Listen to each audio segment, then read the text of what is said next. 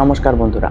দিল্লি ব্লাস্টের পর প্রধানমন্ত্রী মোদীর হাই লেভেলের সিসিএস মিটিং, কিন্তু সকলকে চমকে দিয়ে নাম নেওয়া হয়নি পাকিস্তানের। তাহলে কি কোনো অ্যাকশনই নেবে না ভারত সরকার?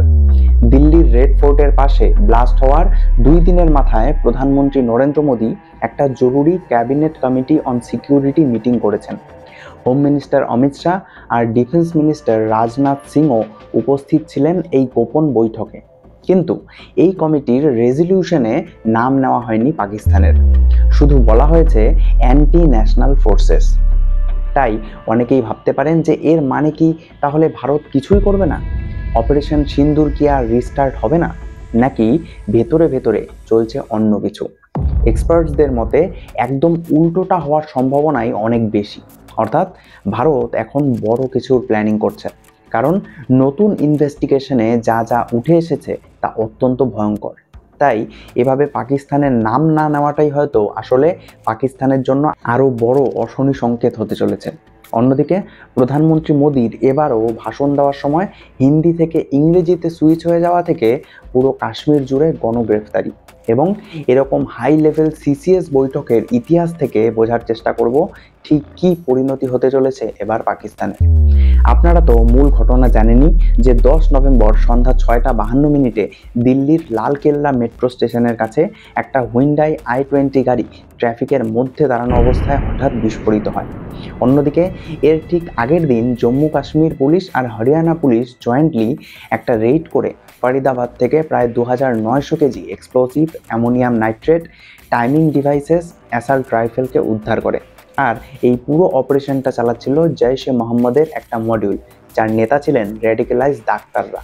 সেই বিষয়ে আর বিস্তারিত যাচ্ছি না, তবে এই বিষয়ে নতুন কিছু তথ্য উঠে এসেছে যেখানে তুরস্কের লিঙ্ক পাওয়া যাচ্ছে। ইনভেস্টিগেশন যতদূর এগিয়েছে সেই হিসাবে এরা প্ল্যান করছিল 26/11 মুম্বাই অ্যাটাকের মতোই একটা কোঅর্ডিনেটেড অ্যাটাক করার। তাদের টার্গেট লিস্টে ছিল Red Fort, India Gate, Constitution Club, Gauri Shankar temple, major railway স্টেশনগুলি আর বড় বড় শপিং মলও। উদ্দেশ্য ছিল ভারতে যাতে জাতিগত দাঙ্গা ছড়িয়ে যায়। ইনভেস্টিগেশনে আরও বেরিয়ে এসেছে যে এই সব ডক্টরসরা 2022 সালে তুরস্কে গিয়ে র্যাডিক্যালাইজড হয়েছিল। সেখানে উকাসা নামের একজন হ্যান্ডলার তাদেরকে ট্রেন করে এবং পুরো কমিউনিকেশন হতো এনক্রিপ্টেড অ্যাপসের মাধ্যমে। তাহলে প্রশ্ন হচ্ছে, এত বড় একটা টেরর অ্যাটাক প্লট যেখানে জৈশ-এ মোহাম্মদের ডাইরেক্ট ইনভলভমেন্ট রয়েছে, সেখানে সরকার কেন এখনো পর্যন্ত পাকিস্তানের নাম নিচ্ছে না? 13 নভেম্বর যেই ক্যাবিনেট রেজলিউশন পাস হয়েছে সেখানে শুধু বলা হয়েছে অ্যান্টি ন্যাশনাল ফোর্সেসের কথা, পাকিস্তান শব্দটাকে ব্যবহার করা হয়নি। এর মানে কি তাহলে মোদী সরকার উইক হয়ে পড়েছে? অপারেশন সিন্দুর কি আর রিস্টার্ট হবে না? এক্ষেত্রে এক্সপার্টদের দৃষ্টিভঙ্গি কিন্তু একদম ভিন্ন। রিপাবলিক ওয়ার্ল্ডের অ্যানালিস্ট অভিষেক কাপুর বলেছেন, ইনভেস্টিগেশন এনআইএ এর হাতে দিয়ে দেওয়া হয়েছে। এর মানে হলো এটাকে টেরর অ্যাটাক হিসাবেই ট্রিট করা হচ্ছে। মেটিকুলাস এভিডেন্স গ্যাদারিং চলছে, আর এটা পরিষ্কার যে সব থ্রেটস ফরিদাবাদ মডিউলের মাধ্যমে পাকিস্তানের দিকেই যাচ্ছে। অর্থাৎ ভারত এবার আরও স্মার্ট স্ট্র্যাটেজি নিয়েছে। বর্তমানে এভিডেন্স জোগাড় করার কাজ চলছে, আর তারপর সেটাকে ইন্টারন্যাশনাল কমিউনিটির সামনে প্রেজেন্ট করা হবে, যাতে কেউ কিছু বলতে না পারে যে ইনভেস্টিগেশন শেষ না করেই ভারত পাকিস্তানকে দোষারোপ করছে। পেহেলগাঁওয়ের থেকে এই স্ট্র্যাটেজিটা অনেকটাই আলাদা এবং এর কারণও রয়েছে।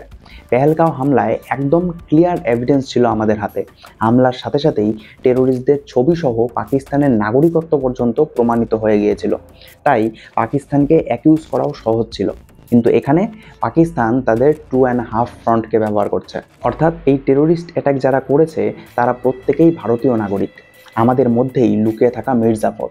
তাই ভারত সরকার এখন এভিডেন্স জোগাড় করছে যে তারা কিভাবে পাকিস্তানের হ্যান্ডলারদের সাথে যোগাযোগ করত, কিভাবে পাকিস্তান থেকে তাদের অর্ডার দেওয়া হতো, এবং এই সব প্রমাণ যখন আমাদের হাতে এসে পড়বে তখন পাকিস্তানের ওপর অ্যাকশন নেওয়া সহজ হয়ে যাবে।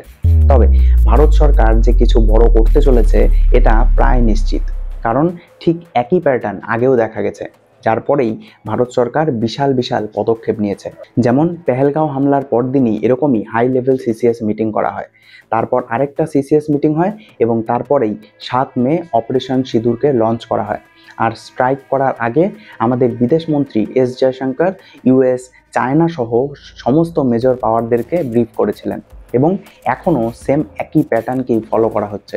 সিসিএস মিটিং অলরেডি শেষ হয়েছে, যেখানে এই ব্লাস্টকে একটি টেরোরিস্ট অ্যাটাক হিসাবে ডিক্লেয়ার করা হয়েছে।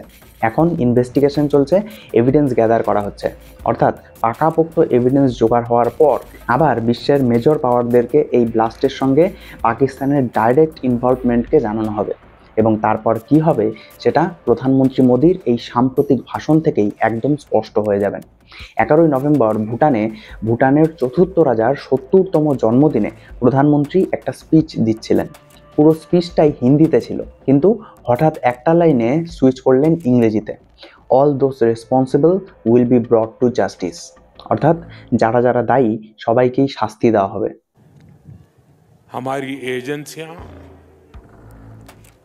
इस षड्यंत्र की तह तक जाएगी।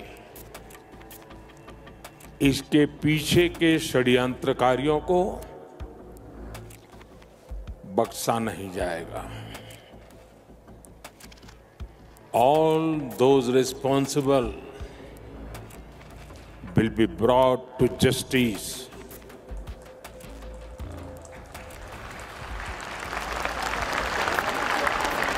এটা কি নেহাতি কাকতালীয় যে ঠিক একই জিনিস পেহেলগাঁও অ্যাটাকের পরও তিনি বলেছিলেন, তাও এভাবেই হঠাৎ করেই হিন্দি থেকে ইংরেজিতে। India will identify, track and punish every terrorist, their handlers and their backers, we will pursue them to the ends of the earth. আর তারপরেই শুরু হয়েছিল অপারেশন সিঁদুর।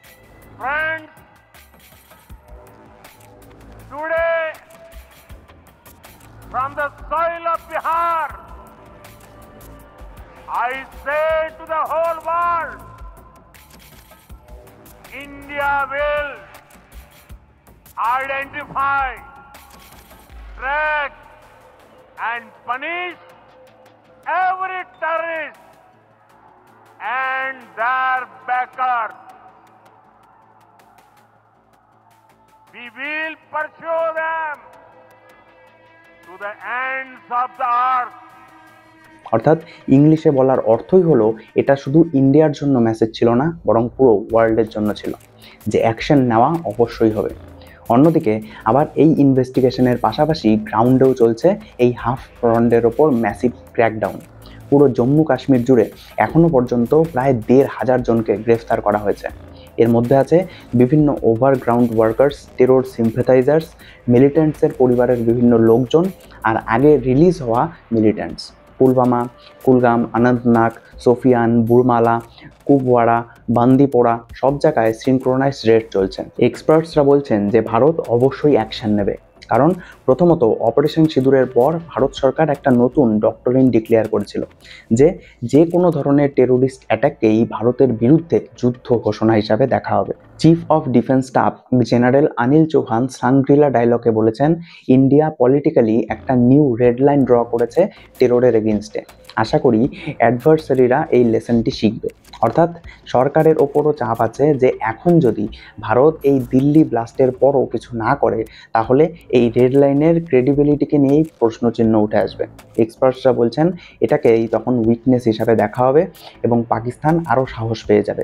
2, মোদী সরকার কাউন্টার টেরোরিজমকেই তাদের মেইন পলিটিক্যাল এজেন্ডা বানিয়েছে।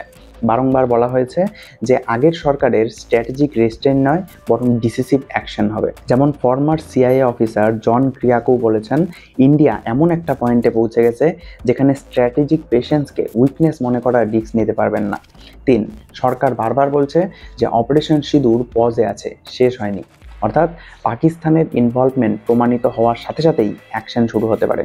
4, অফিসিয়ালি পাকিস্তানের নাম না নেওয়া হলেও অনগোয়িং ইনভেস্টিগেশন পরিষ্কারভাবে জৈশ-এ মোহাম্মদের দিকে যাচ্ছে, যেটা Pakistan based UN designated terrorist organisation. একজন ইন্টেলিজেন্স অফিসার টাইমস অফ ইন্ডিয়াকে বলেছেন, ওমর দ্য সুইসাইড বোম্বার থেকে আদিল দ্য রিক্রুটার, আদিল থেকে জৈশ-এ মোহাম্মদের অপারেটিভ হাসিম, আর হাসিম মানেই Pakistan. So Pakistan linkage absolutely clear. তাহলে আপনাদের কি মনে হয়, অপারেশন সিঁদুর কি পুনরায় শুরু হবে? অবশ্যই কমেন্টে জানাতে ভুলবেন না।